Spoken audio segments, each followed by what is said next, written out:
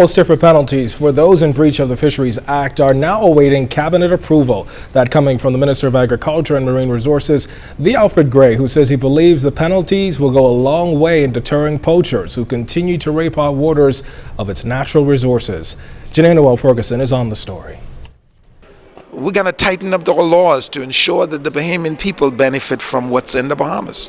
A strong stance taken by Minister of Agriculture and Marine Resources V. Alfred Gray, who believes that poaching in our waters have gone on long enough. And despite agreements with the government of the Dominican Republic, Minister Gray says he's still not satisfied that the Dominicans are doing what they can to end this assault on our waters.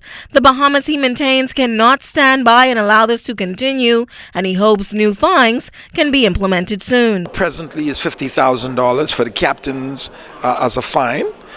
We have gotten approval to increase it fivefold to $250,000 fine for the captain, and it used to be $5,000 per crew.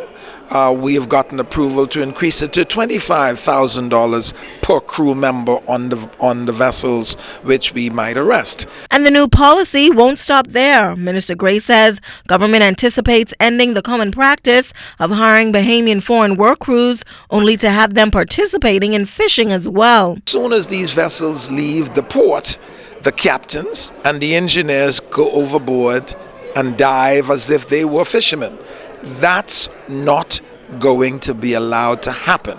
Quite frankly, I'm seeking cabinet's approval formally. We've discussed it, and I am asking the government to formally approve for announcement that there will be no nationals other than Bahamians working on Bahamian vessels. And just last week, a group of Dominican poachers were charged in the magistrate's court for breaching the Fisheries Act. 2 of them were granted bail after showing evidence that they were married to Bahamian women. Married to Bahamian don't give you citizenship. When you get it, come, we'll talk to you.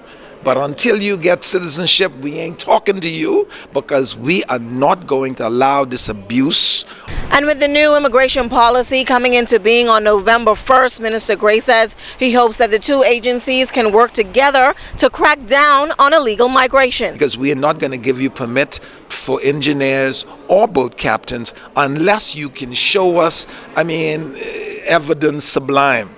And that's going to be impossible, I think, for them to show us in advance that that's what's going to happen. Noel-Ferguson, ZNS Network News. Well, those 4 Dominicans arraigned earlier on illegal fishing charges just mentioned in Janae's story were each fined $1,000 or 3 months in prison today after pleading guilty before Magistrate Andrew Forbes. The Dominicans will be turned over to immigration officials after they pay their fine or their prison time ends. Now, all of the Dominican nationals are married to Bahamians. However, immigration officials will have the final say on their spousal permit applications.